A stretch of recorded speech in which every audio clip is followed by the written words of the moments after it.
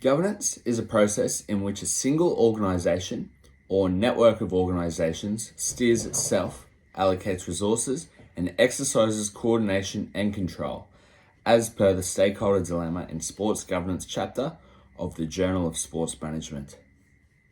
This is all well and good as long as the board is capable of steering the organisation in a proper, ethical manner. This presentation explores the consequences of unethical behaviour from the board level.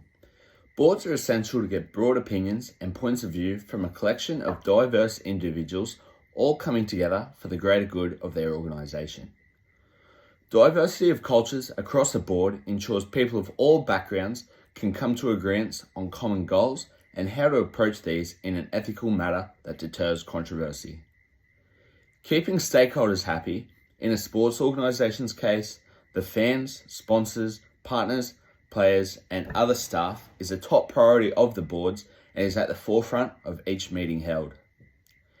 This must be done all while abiding by guidelines and terms that are usually set by the league. In Australia, non-for-profit sports organisations are community-based and divided into tiers. The bottom being the club within a local community, for example, the Manly Marlins, and the top being the national governing board, in this case, Rugby Australia, with state governing bodies found in between, New South Wales Rugby. Each tier, being a separate entity, can cause complications. However, with so many local clubs, one entity would be near impossible to operate.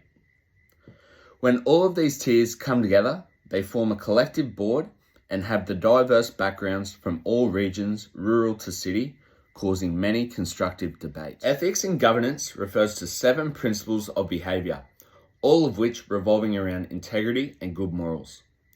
Selflessness is the main ethical value coming from these principles, as members of the board are to make their decisions with the best interests of their organisation at heart and no personal gain to come from these decisions.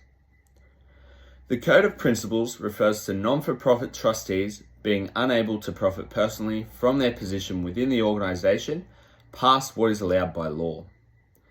This means gain in areas such as social platform following, while still personal gain is allowed.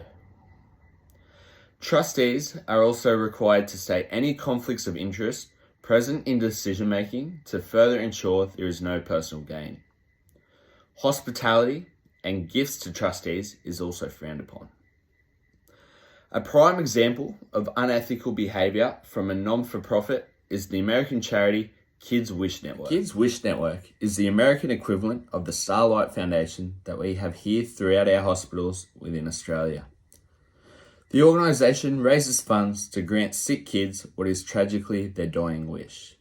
However, after a financial review of the non-for-profit's funds conducted by CNN, it was discovered a measly 3% of the money raised from donors was not being put to use as the organisation advertised, seeing millions allocated elsewhere by decision of the most unethical of these decisions being $4.8 million sent to the personal charity of the foundation's owner, Mark Brunner.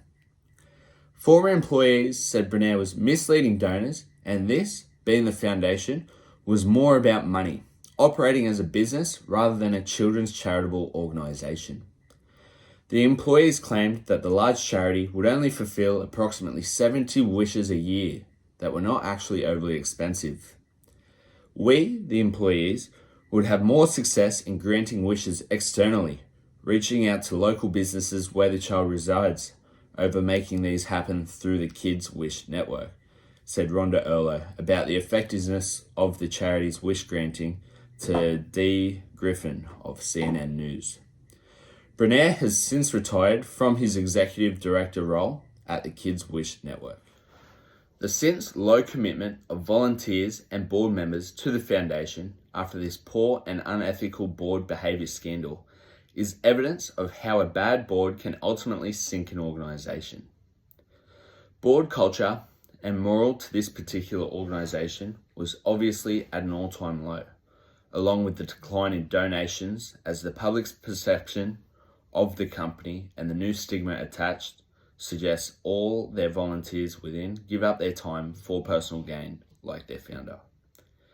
It is important to remember that unlike a corporate organization, when a board member is unhappy with their non-for-profit, it is likely they will walk as the enticing financial gain is not present or relied on.